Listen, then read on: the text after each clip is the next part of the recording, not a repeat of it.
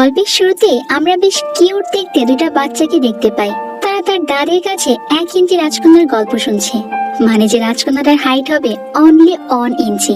তো এই গল্পটা শুনেই তো ছোট্ট মেয়েটা প্রচন্ড এক্সাইটেড হয়ে পড়ে, আর সে সত্যি সত্যি ওই ছোট্ট রাজকন্যার সঙ্গে দেখাও করতে চায়। এরপর গল্প বলা শেষ করে তার দাদি যখন ওখান থেকে চলে যায়, তারপরে তো ওই দুজন সেই ছোট্ট রাজকন্যাকে খুঁজতে বেরিয়ে পড়ে। আসলেই তারা মনে করছিল এরকম কেউ বোধহয় সত্যি সত্যি এক্সিস্ট করে। তো খুঁজতে খুঁজতে তো ছোট্ট মেয়েটা একটা পুকুরের কাছে চলে আসে, আর তখনই হঠাৎ করে পিছল খেয়ে তার জুতোটা পানির মধ্যে পড়ে যায়। জুতাটাকে এইভাবে ভেসে যেতে দেখে তো মেয়েটা খুব ভয় পেয়ে যায়, আর মনে মনে ভাবছিল যে এই বুঝি সে জুতোটাকে হারিয়েই ফেললো, বাসায় গেলে মা অবশ্যই বকবে।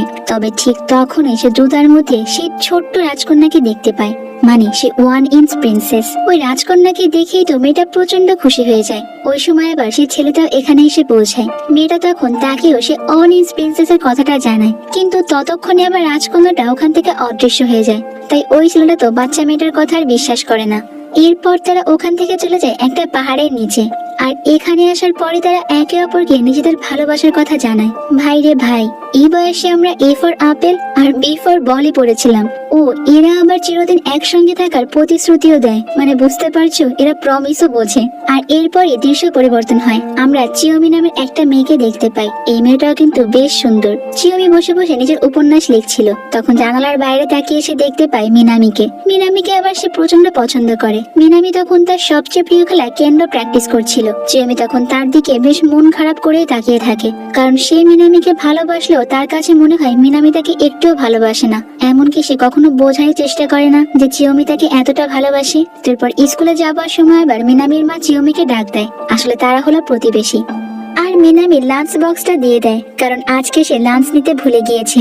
চিওমি তখন লাঞ্চ বক্স নিয়ে মিনামির পেছনে দৌড়াতে শুরু করে। অন্যদিকে মিনামির মনে পড়ে যায় যে সে লাঞ্চ বক্সটা বাসায় ফেলে রেখে এসেছে, তাই মনে পড়তে সেও বাড়ির দিকে দৌড়াতে শুরু করে। আর এইভাবেই দৌড়াতে গিয়ে দুজনের সেখানে হঠাৎ করে ধাক্কা লাগে, আর ভুলবশত আবার তাদের মাঝখানে একটা কিসও হয়ে যায়। চিওমি তো দ্রুত উঠে দাঁড়ায়, আর লাঞ্চ বক্সটা মিনামির হাতে গুজে দিয়ে সে লজ্জায় দৌড়ে চলে যায়। তো চিওমি আর মিনামি কিন্তু একই ক্লাসে পড়ে, কিন্তু তারা একে অপরের সঙ্গে খুব একটা বেশি কথা বলে না। আসলে মিনামি কারোর সাথে ঠিকমতো কথা বলতে চায় না। সে সারাক্ষণ পড়াশোনা নিয়ে ব্যস্ত থাকে। সে বড় হয়ে একজন ডাক্তার হতে চায়, যাতে করে মানুষের সেবা করতে পারে আর নিজের পরিবারকেও সাহায্য করতে পারে। এই কারণে সারাক্ষণ সে পড়াশোনায় মুখ গুজে বসে থাকে। আর এরপর আমরা দেখতে পাই চিওমি তার স্কুলে ডান্স প্র্যাকটিস করছে।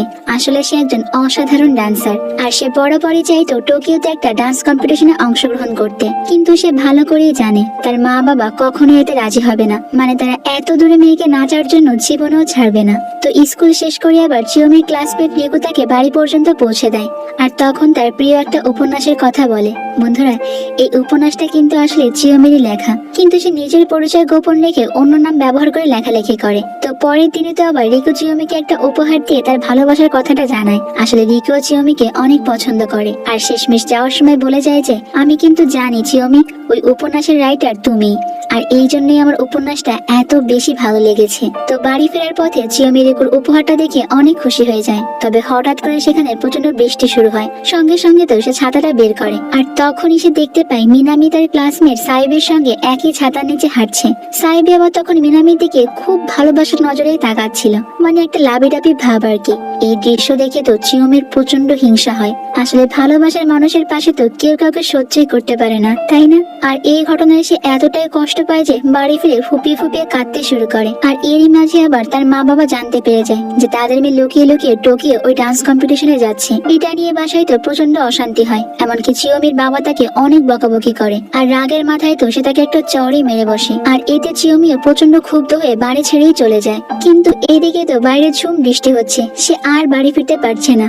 আর তখনই তার পথে দেখা হয়ে যায় মিনামির সঙ্গে। সে মিনামিকে তখন তার সঙ্গে সাইরের কি সম্পর্ক এটা নিয়ে প্রশ্ন করে। আর এটা শুনে আবার মিনামিও তখন অনেক কড়া ভাবে তার সঙ্গে কথা বলে যে তুমি আমাকে কিসব উল্টাপাল্টা বলছো, তোমার খেতে কোনো কাজ নেই, এসব জিনিস আমাকে মোটেও জিজ্ঞাসা করবে না। মিনামির কথা শুনে তো চিওমি আরো বেশি কষ্ট পায়, আর দ্রুত ওখান থেকে চলে যায়। আর এর মাঝে জোরে বাতাস বওয়ার কারণে তার ছাতাটাও উড়ে চলে যায়। ছাতার পেছনে দৌড়াতে দৌড়াতে তখন সে ওই পাহাড়টাই পৌঁছে যায়, যেখানে আমরা গল্পের শুরুতে দুজন বাচ্চাকে আবার একে অপরকে প্রমিস করতে দেখেছিলাম আর কি।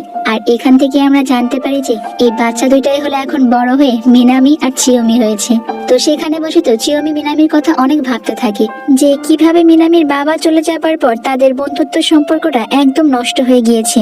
আসলে বাবা চলে যাবার পর তাদের ফ্যামিলির সম্পূর্ণ প্রেশার এসে পড়ে মিনামির উপরে। এই জন্যই মিনামি এরকম কঠোর হৃদয়ের হয়ে গিয়েছে। চিয়োমি তখন কাঁদতে কাঁদতে গডের কাছে প্রার্থনা করে বলে যে মিনামি যেন আবারও আগের মতো হয়ে যায়, তাদের বন্ধুত্বটা যেন একদম ছোটবেলার মতো ওরকম সুন্দর হয়। আর এইসব ভাবতে ভাবতে সে ওখানেই ঘুমিয়ে পড়ে। তো পরের দিন সকালে যখন চিয়োমির ঘুম ভাঙে তখন সে দেখতে পায় যে সে একদম ছোট হয়ে গিয়েছে, মানে সে অন ইঞ্চ। আর এটা দেখে সে ভয় পাওয়ার বদলে উল্টো খুশি হয়ে যায়, কারণ এখন সে সত্যি সত্যি তার ছোটবেলায় কল্পনা করা সে অন ইঞ্চ প্রিন্সেস হয়ে গিয়েছে। অন্যদিকে তো সারা রাত চিয়োমি বাড়ি না ফেরার কারণে তার মা বাবা অনেক টেনশন করে আর সব জায়গা থেকে খোঁজাখুঁজি করতে শুরু করে। শেষমেশ তো থানায় চলে যায়, সবাই মিলে তাকে খুঁজতে শুরু করে। আর এরপর তারা থানায় যে পুলিশ অফিসারের কাছে অভিযোগ জানাতে যায়, সে অভিযোগটা নেয় ঠিকই, কিন্তু সেই আবার গসিপ করা আন্টিদের মতো চিয়োমির নিখোঁজ হওয়ার খবর সবাইকে জানাতে থাকে। আর এইভাবে খবরটা খুবই দ্রুত মিনামির কাছেও পৌঁছে যায়। মিনামিও চিয়োমিকে খুঁজতে শুরু করে আর তারপর সে পাহাড়ের দিকেই চলে যায় আর বারবার চিয়োমির নাম ধরে ডাকতে থাকে। চিয়োমি তখন বলে যে আমি তো এখানে, তুমি আমাকে দেখতে পাচ্ছ না?